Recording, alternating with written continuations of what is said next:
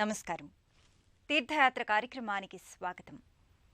ఆనందరూపుడు, ఆనందాన్ని, ఆహ్లాదాన్ని, మనశ్శాంతిని ప్రసాదించే మంగళదైవం పరమేశ్వరుడు. ఈ సకల చరాచర జగత్తును లయింపచేసి, మళ్లీ జీవింపచేసి, కొనసాగింపజేసి, తిరిగి లయింపచేస్తూ సృష్టి చక్రాన్ని ముందుకు నడిపించే జీవన పథికుడు మహేశ్వరుడు. సకల జగత్తులో అణువణువులో వ్యాపించి ఉండి సమస్త చైతన్యాన్ని ప్రస్ఫుటింపచేసే పరబ్రహ్మ స్వరూపుడే ఆదిదేవుడు. అలాంటి సదాశివుడు సకల సిద్ధులకు అధినాయకుడు. సిద్ధిదాత, బుద్ధిదాత, స్నిగ్ధ దరహాస స్ఫూర్తి విధాత, గిరిజా మనోహరుడు. కర్ణాటక రాష్ట్రంలోని చారిత్రాత్మక నగరమైన అలనాటి బీజాపూర్లో, నేటి విజయపురలో సిద్ధేశ్వర స్వామిగా పూజలందుకుంటున్నాడు. ఈ ఆలయ విశేషాల్ని నేటి తీర్థయాత్రలో తిలకిద్దాం. సకల విద్యలకు ఆది స్వరూపుడు, ఆద్య సాకారుడు, ఆదిదేవుడు.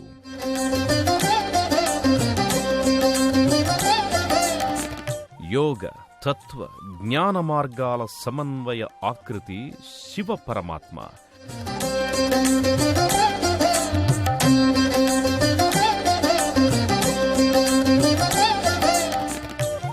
అష్టసిద్ధులు, నవనిధులు అనుగ్రహించే సిద్ధిప్రదాత సర్వేశ్వరుడు.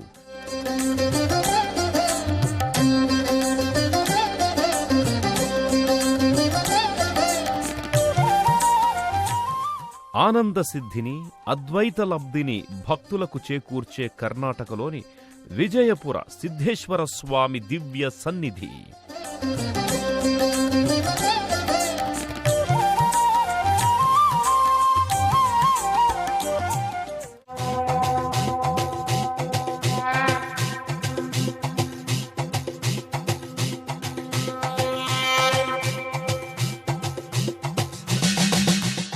బీజాపూర్. ఈ పేరు వినగానే ఎన్నో చారిత్రాత్మక ఘట్టాలు మన ముందు కదలాడతాయి. ప్రస్తుతం విజయపురగా వ్యవహరిస్తున్న ఈ పట్టణం పురాతన నామం కూడా విజయపుర. 10వ శతాబ్దంలో కళ్యాణి చాళుక్యులు ఈ పట్టణాన్ని నిర్మించారు.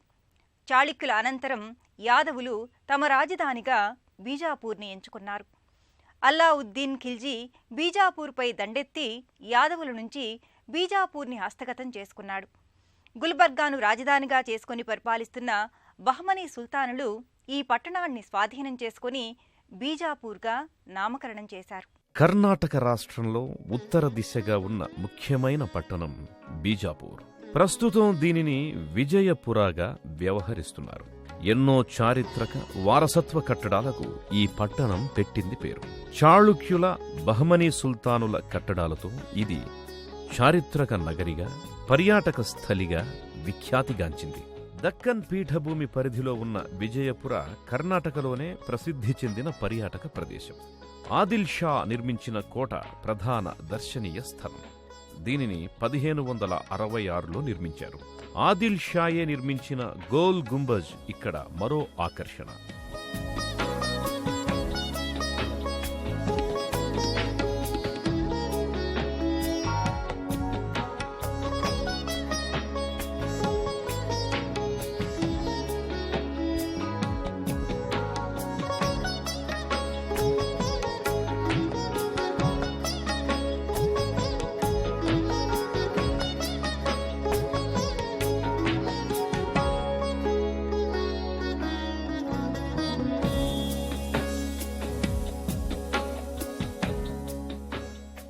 ఇబ్రహీం రౌజా మహమ్మద్ షా టూంబ్, పురావస్తు ప్రదర్శనశాల, బారా కమాన్ మాలిక్ మైదాన్, ఉప్లీ బుర్జ్, అస్రా మహల్, గగన్ మహల్, తాజ్ బావుడి, మెహతార్ మంజిల్, ఇలా విజయపుర పట్టణమంతా ఎన్నో చారిత్రక కట్టడాలు పరివ్యాప్తమై ఉన్నాయి. ఈ పట్టణం పర్యాటకులకు మధురానుభూతులను అందిస్తుంది.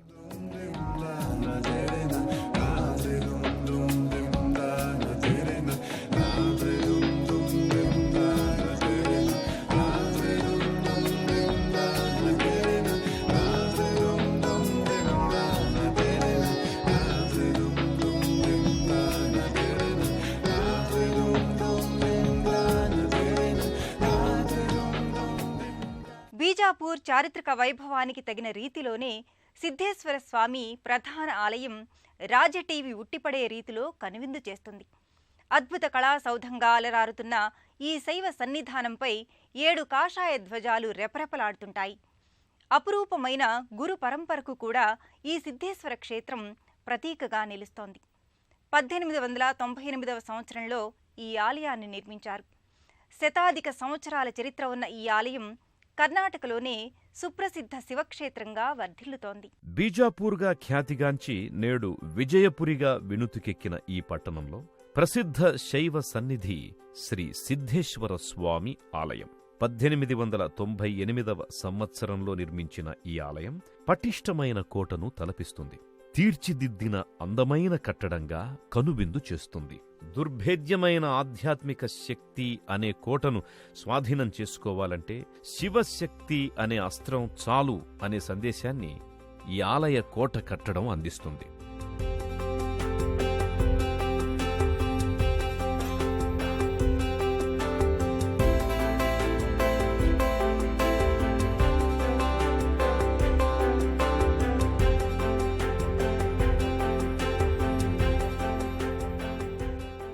కాషాయ వర్ణభరిత 7 ధ్వజాలు సప్తచక్రాలకు, సప్త సముద్ర జలనిధులకు, సప్త ఋషులకు సంకేతంగా చెప్పవచ్చు.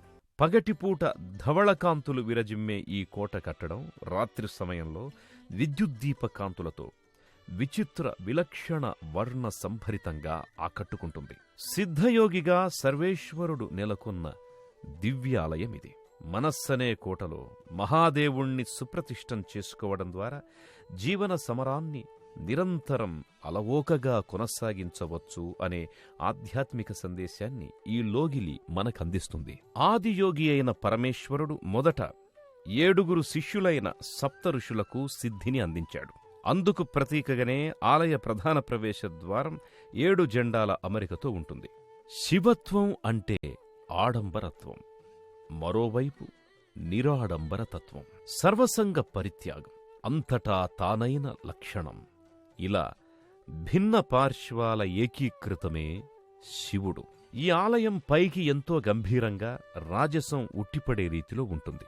కాని గర్భాలయంలో ఉన్నది నిరాకార నిరామయ శివలింగం. పైకి ఎంత ఆడంబరంగా ఉన్నా లోపల వెలిగేది పరంజ్యోతి అయిన శివ చైతన్యమని ఈ ఆలయ బాహ్య పరిసరాలు ప్రస్ఫుటం చేస్తాయి.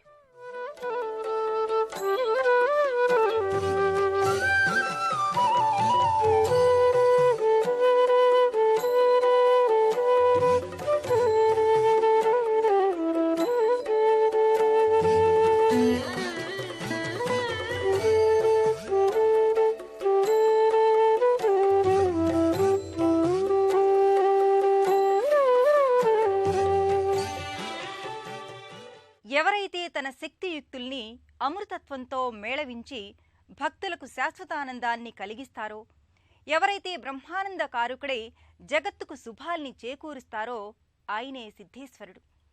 సకల సిద్ధుల అంతిమ లక్ష్యం ఈశ్వర అనుగ్రహ సాధకమే. సర్వసిద్ధుల సమిష్టి సమన్వయ రూపంగా విజయపుర సిద్ధేశ్వర స్వామి సుందర సుమనోహరంగా గర్భాలయంలో నెలకొని ఉంటాడు. సమస్త గురు పరంపరకు ఆది గురువు దక్షిణామూర్తి. ఆ దక్షిణామూర్తి సమగ్ర స్వరూపమే సిద్ధేశ్వర స్వామి. గర్భాలయం వెండికొండలా భాసిల్లుతుంది. వెండి మంటపంలో శివముఖారవింద అలంకరణతో సిద్ధేశ్వరుడు స్నిగ్ధమోహనంగా ప్రకటితమవుతాడు. పంచశీర్ష సర్పాలంకరణ, పుష్పాలంకరణతో సౌందర్యభరితమైన స్వరూపుడిగా సిద్ధేశ్వరుడు భాసిల్లుతాడు.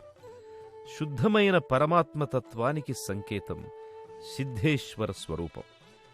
యోగ సంవిధానంలో ధ్యాన సమాధి స్థితిని సిద్ధేశ్వరుడు ఆవిష్కరిస్తాడు. పరమేశ్వరుడి ఇతర నామధేయాల కన్నా సిద్ధేశ్వర నామధేయానికి ఎంతో ప్రత్యేకత ఉన్నది. సర్వకాల సాధనలకు ఈ సిద్ధేశ్వర రూపధారి అయిన మహాదేవుడి అనుగ్రహం శీఘ్రంగా లభిస్తుంది. ఎందరో మహనీయుల తపశ్శక్తికి మూలహేతువు మహాదేవుడే. అందుకే సకల సాధనల పరమలక్ష్యం పరమేశ్వరుడిగానే మన ఆర్షధర్మం ప్రకటించింది. సిద్ధేశ్వరుడే గురు దక్షిణామూర్తి. అందుకే శివాయ గురవే నమః అంటూ సిద్ధమూర్తిని భక్తులు ప్రార్థిస్తారు. సిద్ధస్వరూప సర్వేశ్వరుడిగా సిద్ధేశ్వరుడు తేజోలింగమూర్తిగా దర్శనమిస్తున్నాడు. జప సాధనలో, యోగ సాధనలో సిద్ధేశ్వర స్వామి అధిష్టాన దైవం. ప్రాణశక్తిలో ఉన్న దివ్యత్వాన్ని దర్శించడంలో సిద్ధేశ్వరుడి శుభవీక్షణ కావాలి.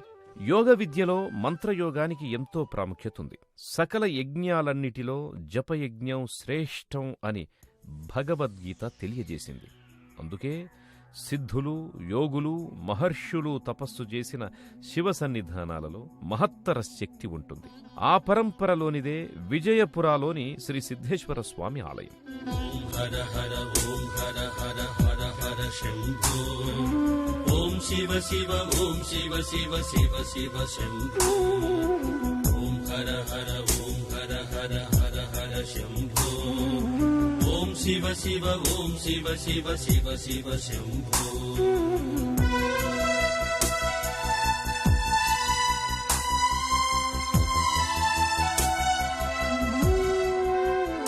శివయోగి సిద్ధరామేశ్వర మహర్షి ఈ ప్రాంతంలో ఒకప్పుడు తపస్సు చేశారు. తన జ్ఞానబోధతో భక్తుల్ని తరింపజేశారు. శివస్వరూప మార్మికతను, పరమేశ్వర దివ్యతత్వాన్ని మహర్షి ఆవిష్కరించారు. భువిలో గురుడు శివుడే, జంగమదేవర మోక్షకారుడు అనే సామాజిక తత్వాన్ని సిద్ధానంద మహర్షి చాటి చెప్పారు. సర్వ సమానత్వమే శివుడి అభిమతమనే శివ సందేశాన్ని ఈ సన్నిధి నుంచి మహర్షి పరివ్యాప్తం చేశారు. అందుకే ఈ క్షేత్రం సిద్ధేశ్వర సన్నిధిగా అలరారుతోంది. ఎన్నో శతాబ్దాల క్రితం నుంచి శివయోగి ఆశ్రమంగా ఈ క్షేత్రం వర్ధిల్లుతోంది. పరమ శివయోగి శ్రీ సిద్ధరామేశ్వర మహర్షి ఈ ప్రదేశంలో దివ్య తపస్సు ఆచరించాడు. ఈ సమస్త విశ్వం శివుడే. దేనిలో నుంచి అంతా వచ్చిందో, దేనిలో అంతా జీవిస్తుందో, తిరిగి దేనిలోకి అంతా లయమైపోతుందో అదే శివతత్వం అంటూ శివ సందేశాన్ని సిద్ధరామేశ్వరానందయోగి భక్తులకు విశదపరిచారు. జీవమున్న ప్రతి వస్తువులోనూ శివతత్వం ఉంది. అలాంటి శివతత్వాన్ని అనుభవంలోకి తెచ్చుకోవాలంటే ధ్యానరూప చైతన్యాన్ని సాధించాలనేది సిద్ధరామేశ్వర యోగి సందేశం. ఈ ఆలయ లోగిలిలో రామేశ్వర యోగి తపస్సు చేసుకున్న దివ్య సన్నిధి ప్రత్యేకంగా ఉంటుంది. తపోస్థలిగా ఈ ప్రదేశాన్ని వ్యవహరిస్తారు. ఈ ఆలయ ప్రధాన ముఖమంటపంలోని గోడలపై సిద్ధేశ్వర యోగి చరిత్ర విశేషాలు దృశ్యరూపంగా గోచరమవుతాయి. పరమసాత్విక సుప్రసన్న యోగీశ్వరుడిగా, శివభక్తులకు మార్గదర్శకుడిగా సిద్ధరామేశ్వర యోగి భాసిల్లారు.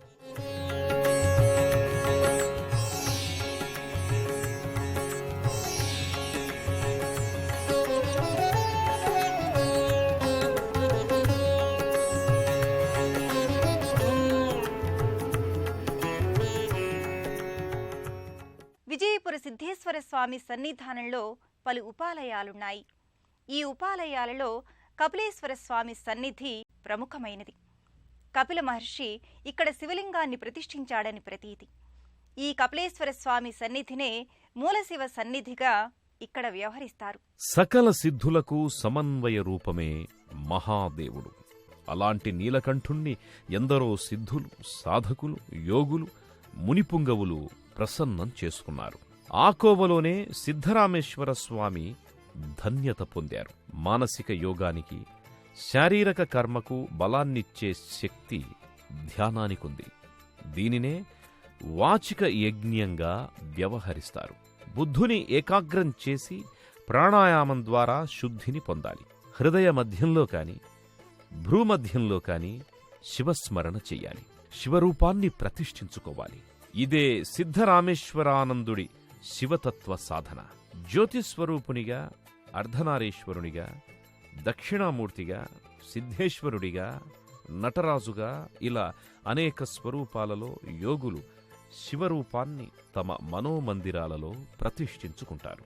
జపం, తపం, స్మరణ, అనుష్ఠానం ఇవన్నీ మానసికపరమైన యజ్ఞాలు. ఈ యజ్ఞాలన్నీ ఈ క్షేత్రంలో నిర్వహించి తన తపశ్శక్తిని ధారపోసి ఇక్కడ సిద్ధేశ్వరలింగాన్ని సిద్ధరామేశ్వర యోగి ప్రతిష్టాపన చేశారు. సిద్ధయోగీశ్వరుడైన సిద్ధరామేశ్వరుడు తపస్సు ఆచరించిన సన్నిధిలో కపిలేశ్వర స్వామి శివలింగమూర్తిగా దర్శనమిస్తాడు. పాలరాతి పానవట్టంతో, రజతమయ శివ ముఖారవిందంతో కపిలేశ్వరుడు కమనీయ. క్షేత్రం విజయపుర సిద్ధేశ్వర సన్నిధి.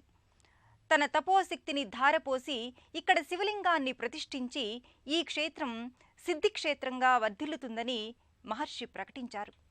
మహర్షి ఆకాంక్ష మేరకు ఈ క్షేత్రం ఎందరో భక్తుల మనోభీష్టాల్ని నెరవేరుస్తూ అనుగ్రహ సిద్ధి క్షేత్రంగా పరిఢవిల్లుతోంది. శాంతిని, శుద్ధతను, శుభాన్ని తెలియజేసే శబ్దం శం. ఈ శాంతి, శుద్ధ, శుభాలకు మూలమైన దైవస్వరూపుడే సర్వేశ్వరుడు. వాటిని మనకు అందించే రూపం శంకరుడు. దుఃఖాలను, రోగాలను నివారించే దైవం రుద్రుడు. ఆయనే దేవతలకు మహాదేవుడు, శాశ్వతుడు కాబట్టి మృత్యుంజయుడు. లోకేశ్వరుడు కాబట్టి విశ్వనాథుడు. పేర్లేవైనా శివతత్వం ప్రస్ఫుటం చేసే అంశం ఒక్కటే, లోకక్షేమం. అలాంటి సిద్ధేశ్వర సన్నిధిలో పలు ఉపాలయాలున్నాయి. మహాదేవుడు వీరభద్రేశ్వరుడిగా, ధీరగంభీర భయద రూపధారిగా దర్శనమిస్తాడు. మరోవైపు సుందర విజయ హనుమాన్ నెలకొన్న మందిరమున్నది. నాగదేవతా సన్నిధానంలో ఏకసర్ప ప్రతిమ ఎంతో ఆకర్షణీయంగా గోచరమవుతుంది. సర్వ విఘ్నాలను తొలగించి సకల జయాలను అందించే వరసిద్ధి గణపతి ప్రత్యేక మందిరంలో నెలకొని భక్తులకు శుభకర మంగళ దీవెనల్ని అనుగ్రహిస్తాడు. ఎన్నో విశేషాల సమాహారంగా, సిద్ధరామేశ్వరుడి తపోశక్తికి సంకేతంగా విజయపురలో సిద్ధేశ్వర స్వామి ఆలయం అలరారుతోంది.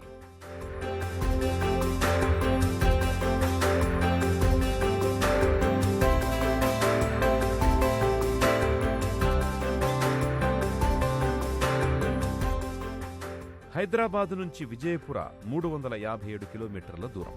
హైదరాబాదు నుంచి చేవెళ్ల, మన్నెగూడ, పూడూరు, రాకంచెర్ల, నజీరాబాద్, పరిగి, కొడంగల్, రాయచూర్, జవర్గి, సిందగి, శివనాగి మీదుగా విజయపురాకి చేరుకుంటారు.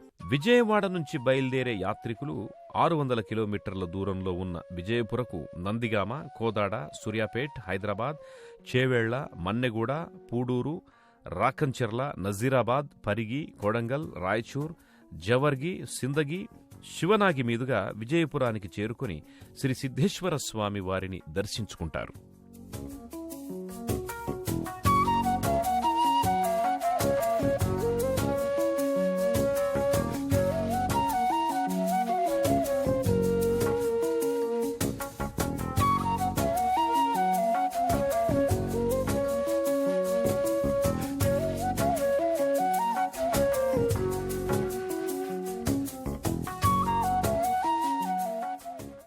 సకల సృష్టిలో జీవుల మనుగడ ఎలా ఉండాలో దారి చూపిన మహాసిద్ధదాత మహేశ్వరుడు.